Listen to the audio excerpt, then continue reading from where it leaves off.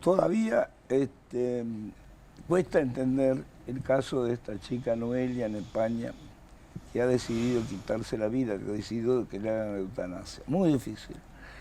Una vida terrible lo que ha pasado a esta mujer. ¿Hay una explicación de eso? ¿Por qué la cabeza puede pedir la muerte en vez de la vida? Acá tenemos una psicóloga, Cecilia Lamonte, que nos va a ayudar a entenderlo. ¿Entendés la cabeza del suicida? ¿Sabes lo que me pasó, Chiche? Desde ayer que me pasó esto, que estaba con el tema del que ya se iba a dar la eutanasia. Yo trabajo acá y en España mucho, entonces tengo muchos colegas, incluso colegas de Barcelona, forenses catalanes. Y les decía, no puedo entender esto, ¿no? O sea, desde mi profesión, incluso siendo psicólogo forense, me cuesta entender si en realidad tiene que ver con una muerte digna, si tiene que ver con un fallo del sistema, qué pasa. O sea, la historia de esta chica realmente muy traumática, una historia bastante compleja, pero la eutanasia en realidad se termina dando por una cuestión multifactorial que ¿de dónde radica? En la paraplegia, realmente en algo irreversible, un daño irreversible. ¿Qué las termina llevando a ella? Es multifactorial, no es una sola causa, es multicausal, tiene que ver con algo global, algo daño tanto psíquico como físico. Sí. Y con esto de que ella ha vivido toda su infancia a través de atravesar traumas, a través de no poder elaborar. De hecho, una pregunta que yo me hacía, que hablaba con gente de la justicia de España, que yo decía, pero ella estuvo tutelada de los 14 a los 19 años, bien Pero cumplió. la violaron. Ahí está. Y si en esa etapa estaba tutelada, ahora, ¿qué me contestan? No hay denuncia legal que haya estado asentada. Ella lo contó, pero nunca lo denunció legalmente. Entonces hay un montón de situaciones que quedaron en dichos y que se ve que... Y ahí es donde yo digo, ¿pero qué pasó? ¿Falló el sistema? Porque todo esto no fue gratuito para la psiquis de esta chica para que termine pidiendo justamente. Y la forma en... A ver, una eutanasia tiene que ver con una cuestión... Y cómo ella pide terminar, ¿no? Esto de cómo quiere que sea su último día, lo de la entrevista, quién quiere que esté.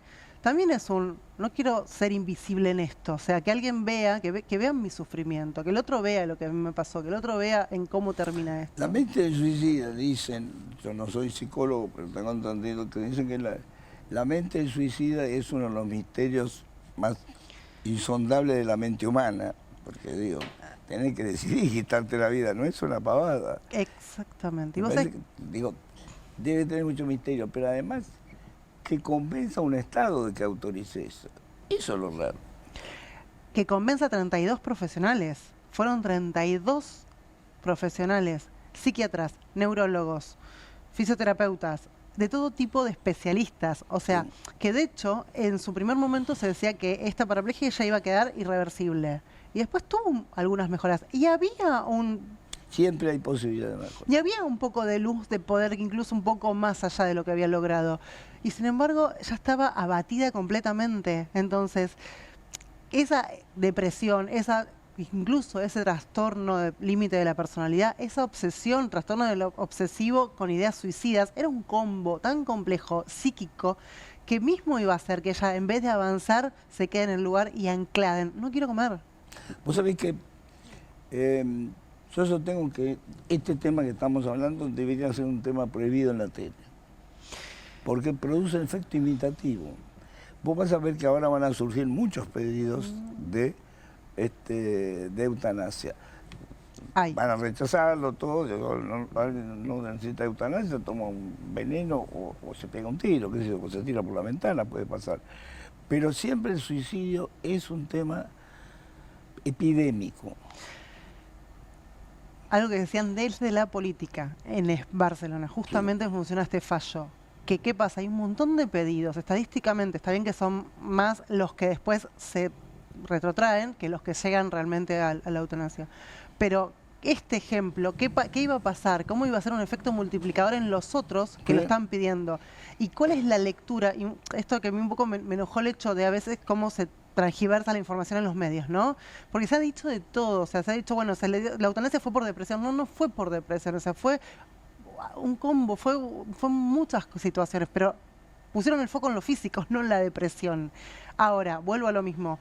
Sí me cuestiono, o sí me pregunto, ¿qué pasó con la parte psicológica, psicopsiquiátrica, con la atención? ¿Por qué sí pudo mejorar la parte física? ¿Tuvo realmente la atención que necesitaba en esos años de tutela, en esos 4 o 5 años que estuvo? Porque se supone que la misma energía que ella dedicó a pedir su muerte la podían haber utilizado en mejorar, porque psíquicamente vos empujás, haces caminar personas que no pueden caminar, ¿eh?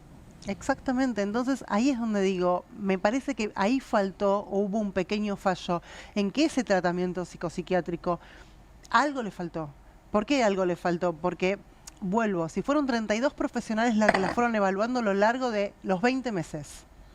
Y lo que sostenían era, bueno, ella está consciente de su decisión, ella sabe la dimensión de lo que está... Sí. Cuando nosotros evaluamos incluso en el ámbito forense, que evaluamos posibilidad de suicidio y tenemos que evaluar trauma, y el trauma complejo, una de las cosas, de los indicadores que más se tiene cuidado justamente es con estas posibles ideas suicidas y que lleguen a concretarse. Ella tenía claridad absoluta, o sea, ella en ningún momento dudaba. Yo no vi la entrevista que dio, cuáles fueron las respuestas, y alguna pregunta, pero me pareció que no tenía consistencia tampoco. No entiendo bien eso. ¿A qué te referís con que no tenía consistencia? ¿Mm? ¿A qué te referís con que no tenía consistencia? Era, digamos que era como muy elemental los argumentos, por los cuales ella quería terminar con su vida. Ella en la entrevista plantea tres cosas distintas. Primero, una historia traumática, La historia es terrible. Una historia muy complicada con su padre, en el cual ella incluso lo que plantea es, no, él está en contra mío, porque ya en un momento el padre, yo lo escuché al abogado del padre que plantea que no se lleve a cabo esto, que se detenga la eutanasia, y ella dice, ¿por qué me quiere viva si ni siquiera me viene a ver estando viva? No, no, pero era obvio que era un aprovechamiento.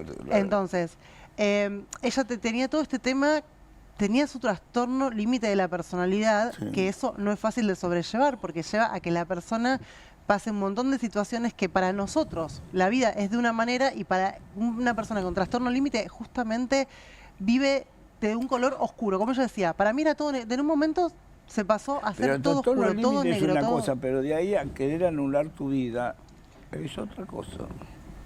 Es que es un conjunto de... Ella, entiendo yo que fue... me quedo impactada con esto de el final, ¿no? Ella quiso elegir qué ponerse, ella quiso maquillarse, ella quiso quienes estén, hasta qué momento estén. Ella quiso mostrar, pero no desde un lugar de exhibicionismo, desde un lugar de miren el dolor, mírenme el dolor, mírenme, miren, dejar un mensaje. Yo creo que ahí es donde se pierde esta noción que nosotros por ahí no la vamos a entender nunca, porque no tenemos ideas suicidas, no tenemos esa estructura de personalidad. Entonces es difícil de llegar a entender qué pasó por esa cabeza. Para mí tiene otra, para mí sí, todo lo más grave no está solamente en eso, sino en el tema epidémico. La cantidad de cabezas que dispara esto. Y que eso es lo que estaban apuntando justamente, que este fallo lo que daba lugar... Para mí es peligrosísimo. Sí. Digo, porque mucha gente, no porque vaya a ver a una cadena esa, porque seguramente no la autoriza, pero que a mucha gente le despierta la fantasía. Y el tema es la edad también. Sí. Porque muy chica. 25 años, entonces, ¿a qué población le va a despertar incluso? A la peor, a la que más dudas tiene. Exactamente, exactamente, a la más vulnerable, a la que más le cuesta, incluso, a ver, hoy por hoy, 25 años está muy pegado a la adolescencia, es una adolescencia tardía en más de un caso. Está casi en la adolescencia.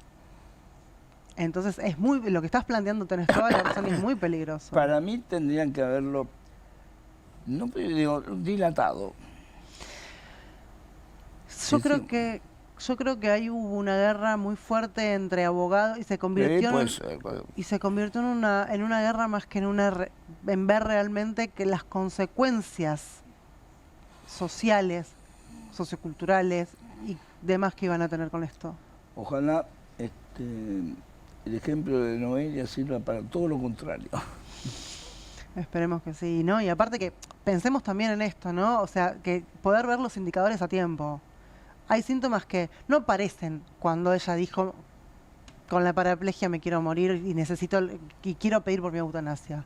O sea, hubieron muchos indicadores, hubieron muchísimas red flags que no fueron vistas. Por supuesto, seguro. Entonces yo creo que lo importante tiene que ser, bueno, a ver, para que se pueda ver cuando hay algo que no está sucediendo de acuerdo a lo esperable o que preocupa, no dejarlo pasar. Cuando ella dice, ¿para qué quiere viva mi papá si no me viene a ver? Está definiendo una relación.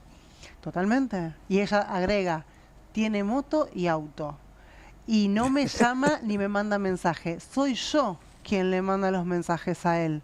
Y acá tenemos que, justamente, ¿por qué yo hago tanto hincapié en el tema del trastorno límite de la personalidad? Sí. Porque es desde el sufrimiento de la infancia. O sea, hay un gran porcentaje que es hereditario, un 40, 50%. Y hay otra parte que es contextual. ¿Y con qué tiene que ver? Con este abandono, con esta sensación, con el desapego, con esto disfuncional en las familias, donde no son vistos los chicos y donde empiezan a tener, ya de por sí, si tienen de base un 40, un 50% hereditario que puede tener un trastorno y le sumamos una desatención, una no mirada, bueno, todo eso termina con indicadores de riesgo.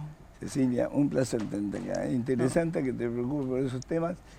Acordate que si vos tenés que vender oro, alhajas, relojes antiguos, relojes de marca, el mejor lugar para hacerlo es Cabildo 2114, que tiene los mejores precios de la Argentina. Mira.